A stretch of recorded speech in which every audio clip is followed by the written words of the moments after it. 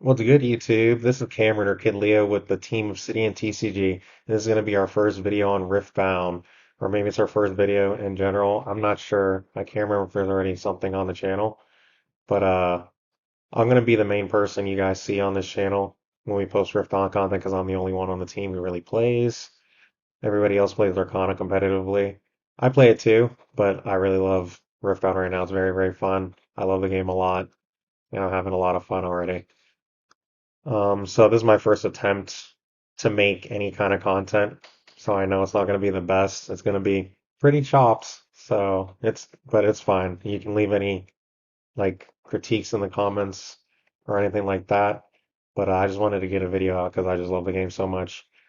So the reason I'm making the video is because I went to my Nexus uh night last night, and it was at Cool Stuff Maitland, which is like one of the bigger shops around here in Central Florida. And I brought MF Aurora. It had about 63 players, I think, yesterday. Yeah, it was about 63 players. I made top eight, and I made like a little vlog that's gonna be in the video too. But then at the end, if you guys don't want to watch that because it's awful quality, it was from my iPhone. I'm gonna put a deck profile at the end of my MF Aurora deck and why I chose to play it, all the cards I decided to play, the matchups and all that stuff. So maybe it can help you guys. I just want to make competitive Rift on content, so I just want to get something out really quick. All right, and then we're gonna get to the vlog, and then like I said, you can skip to the end if you want, and there'll be a deck profile there too. All right, see you there. All right, what's good, guys? We are about to roll up to probably the biggest locals that has been for a Nexus night in Florida, most likely. So far, there's 51 registered, but we still have like an hour left of people registering. So wish me luck. Except for Zenith Blade and the Fiora. And I've got I don't think it does. All right, y'all. Round one is about to start in like 10 minutes, and we are at like almost the cap. We're at like 60 players right now, so it's gonna be kind of tough. And I'm playing MF, so I'll let y'all know how it goes. All right, y'all. Update: I won the first round against Kaisa. It was a 2-0. So yeah. All right, we're doing all right. All right. So we just played round two. It went to time, but we still won. It was against Timo, and it went 2-1. Yeah, we went to game three. Yeah, but the game three, he was able to acceptable losses one of my Auroras, but I had two more, so it didn't matter. All right, round three, I faced Darius. It went to a game three, and I won, so I am 3-0 right now on the MF. That was round four. We lost that one.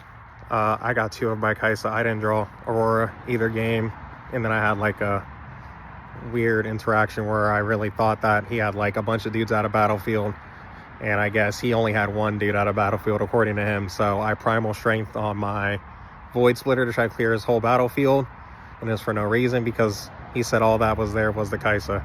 So I could have saved it for his turn and survived. All right, guys, so it was supposed to be 6 rounds today, but then they said that we could, we could vote to see if we did like ended it after 5 rounds, and somebody voted to not end it after 5 rounds. So we're going into 6 rounds. I just won the 5th round against the mirror match. I 2-0'd it, and I didn't draw Aurora a single time in the mirror. And I also have gone 4 games in a row without drawing Aurora because round 4 I got 2-0'd and I didn't draw Aurora either of those games, and then I just went 2 more games with MF and no Aurora. All right, guys, it's finally over. It's like 1:40 a.m. I decided to ID the last round because I was guaranteed top cut.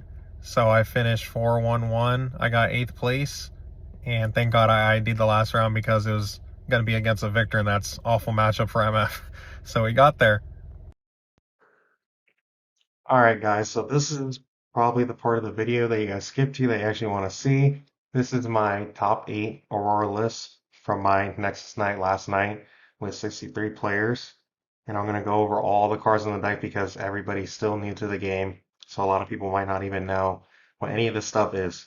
So it might be a little bit longer than usual, but bear with me. I'm just gonna go through all the cards, through everything, battlefield, sideboard, all that. So my legend is Misfortune, and she is a Chaos and Body legend. She has the ability to tap and give a unit ganking. Then we have the champion unit, um, the Captain Misfortune. She is a 5 mana, 1 power, has the accelerate keyword, so you pay 1 mana and recycle one to accelerate her in.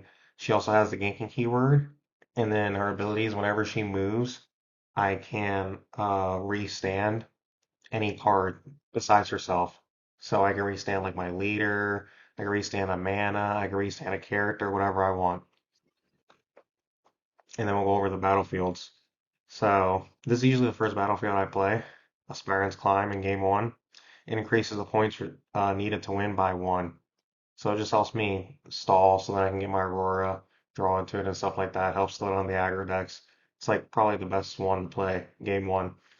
Normally, game two, I'm playing Obelisk of Power, which is at the start of each player's first beginning phase. That player channels 1 extra rune. So it's really good in the second game because no matter if my opponent wants to go, like, say if I lose the first game, even my opponent wants to go first or second, at least I'm getting an extra rune, whether I win first or I win second. So it doesn't affect me that much. And then it just helps me ramp harder into the bigger stuff. And then usually this is my game three one, which is Sigil of the Storm. It's whenever you conquer here, you recycle one of your runes. It negatively affects the opponent way more than me. It doesn't affect me as much, so it's just a hindrance on them compared to me. We'll come back. This is the sideboard. We'll come back to that after. I want to do the main deck first. So for my 1 cost cards, I got Gust, which is a 1 mana card, no power, and it's a reaction. And it is you return a unit out of battlefield with 3 might or less of the owner's hand. So it's just to help like early game so they don't score as many points. There's turns where like I can like play Catalyst of Aeons on like 5 mana, and then I have Catalyst of Aeons, pay 4 mana, ramp 2, and then I still have that 1 mana standing. So then I have that to stop them from getting onto a battlefield with the Gust. So I can hold that up for their turn. And then Sabotage is a 1 mana, 1 power spell again. You look at the opponent's hand and you choose a non-unit card in it and you recycle it to the bottom. Normally this is like a sideboard card, but I just main it because a lot of MFs are different. It plays like the big item package. I'm not focused on the big item package. I'm focused on just like making my deck like strong throughout like all points of the game pretty much. So these are just really strong cards game one, and a lot of people don't expect them game one. Then this is probably the best purple spell. It's an action, 1 mana, no power. And you look at the top 3 cards, you add one to your hand, and then you recycle the other 2. Just adds consistency to get to your auras. Then I play 2 of MF signature spell Bullet Time. It's a 1 mana spell, signature spell, and it's an action. And you recycle as for however many runes you recycle, you get to deal that much damage to a battlefield. But the thing about this card is this card you don't recycle when you activate the card, you recycle when it's resolving. So your opponent doesn't get to know how much you're actually gonna pay or how much damage you're actually gonna do because they won't know how many runes you are going to recycle until the card is resolving. And then at that point they can't activate anything in response. So anything they want to activate in response, like maybe buff their dudes, they have to do it right then and there, and then you can change how many runes you want to recycle if you want. It's just really good after you get all your big bodies out there on the battlefields, and then this is just like 1 mana, clear their whole board when they try to like push in. It's also pretty good against Teemo, because then it forces them to use their hitting cards early, and then it usually just blows up their whole field because their cards are weak except for like Mundo. Then for my 2 mana cards, I have the 2 mana spell, no power, fight or flight. It has hidden and it's action, and it just moves a unit from a battlefield to a base. So you can move your opponents or yours back to the base, but it's also just to help, early game, bounce their stuff back so they don't get as much points because you're an Aurora deck, you're gonna take a while to get going. You have to get to 9 mana. Then you have Mobilize, 2 mana spell. You channel 1 rune exhausted, and if you can't, you draw a card. It's just ramp to get to your Aurora. You obviously want to try to play it on turn 1 when you have 2 mana. Confront, it's an action, 2 mana, no power. When you play, all of your units come in ready, and then you draw a card. So it's basically just a little extra draw power. And then also, it's like pretty good with the MF leader. I did it a lot yesterday. You use Confront, and then you play your MF leader or your champion unit, and you don't have to pay the accelerate cost because she's already going to come in ready. So it does work really well with her. Then I play 2 Scrapheap. It's whenever this card is played, discarded, or killed, I draw a card, and it's a gear. 2 mana, no power. Um, I'm considering cutting it. It wasn't that good, but I just want the extra draw to try to get into my Aurora. So I just don't know how many draw cards is really the sweet spot yet. So I'm still trying things out. Then 4 mana cards. I play 3 Catalyst of Ions. It's a 4 mana spell, no power. And you channel 2 runes exhausted, and if you can't, you draw a card. So it's just more ramp.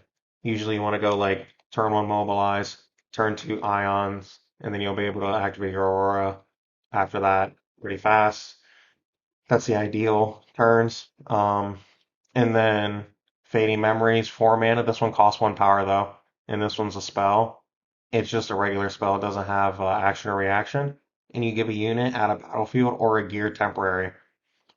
So I main deck this because the only way I have to answer other auras is this, or sabotage it out of their hand, or Mindsplitter and discard it out of their hand.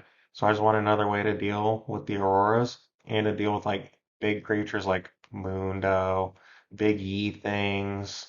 And it's cool because it's temporary, so if it's the only battlefield at that, the only unit at that battlefield, they're not gonna get the whole point for it because it's gonna kill it before they get the point.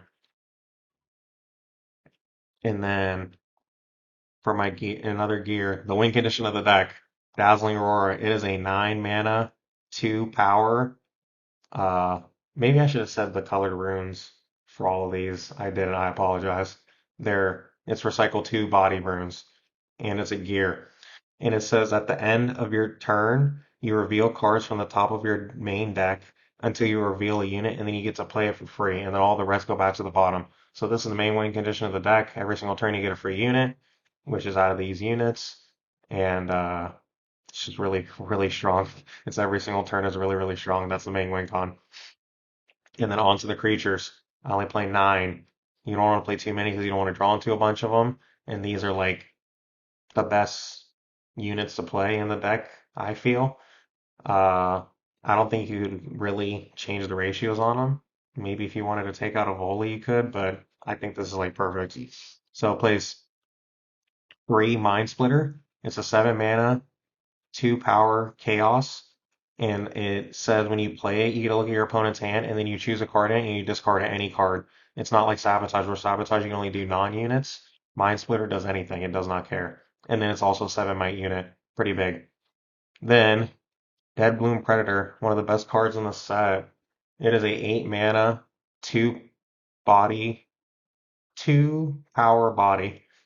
And then it has deflect, and you can play it to an occupied enemy battlefield. So you can either play from your hand right to a battlefield and most of the time kill the whole battlefield, or if you get it off Aurora, you can also play it to a battlefield that they control also. Really, really strong card. It also has 8 might, very, very strong. And then 3 Volibear. He's a 12 cost, 2 power, 2 body power, and he has shield 3. He has tank, so you have to do damage to him first. And then whenever an opponent moves to a battlefield other than his, you draw a card, and he has 10 might. So he's really, really big dude. That's hard for them to get through. Really, really hard. And then I play 7 body runes, 5 chaos runes. And then for the sideboard, I put 3 Unyielding Spirit, which is a 1 mana, 1 body power, and it's a reaction.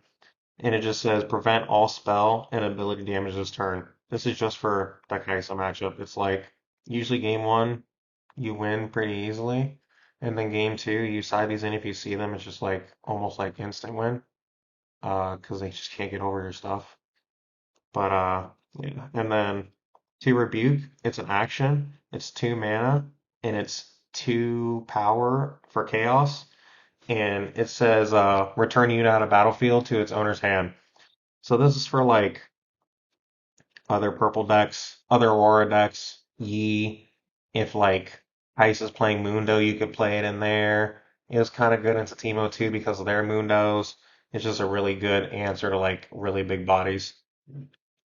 2 Primal Strength. It's a 4 mana, 1 power body, and it's an action. And when you play it, you give a unit +7 this turn. This card was really, really good in like E. It was good into like Kai'Sa too. I mean, it's good in like anything that's not purple pretty much because purple like bounces your stuff back anyways. But like you can like play this with a volley on a battlefield, like on like defensively, like they try to push in into your volley, and you just give it 7 more might, and it's a 20 might by itself. It's actually insane. This card actually was like really, really good yesterday, really, really, really strong. I was very surprised. I don't know if I can overcut it now. It was really, really good. Uh, and then I side the third, Fading Memories. It's just another uh, answer for the other auras and the other big bodies, just a third copy of it, so I can have all 3 copies in the deck somewhere. I don't think I needed a main deck 3, but yeah, that's the deck. I got top 8. There's like 63 players. It's like probably one of the biggest Nexus nights that Florida's had, probably, I think. And yeah, that's it, guys. Let me know if you have any questions about the deck or anything in the comments, or anything I could do better on the videos in the comments. And that's it. Have a good one. All right, I had to go back and edit this because I forgot to go over my matchup. So round one was Kaisa. I 2-0'd. Round two was Timo. We went to game three. Round three was Darius. We went to a game three.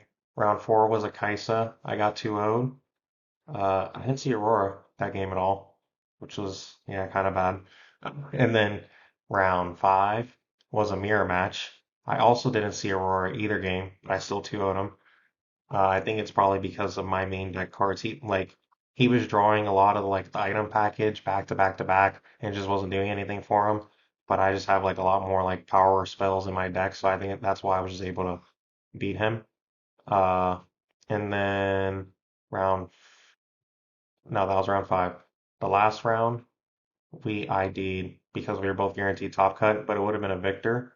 So I probably would have lost. That's like a really bad matchup, like the worst matchup. I don't side anything for it because like even if you side for it, it doesn't even like change your outcome like that much. So there's just no point. And then yeah, the reason I brought MF is because I think it's good into basically everything except for Victor, which is like the worst matchup. And I watch emotional. Uh, I've watched his like Rune Tear content for a long time, and I was making Riftbound content, and he inspired me to play this deck. Like this deck is very, very fun, and he makes a lot of videos on it, and he helped me a little bit too in his Discord. So yeah, that's why I chose to play the deck. I think it's very, very strong, and it's very, very slept on.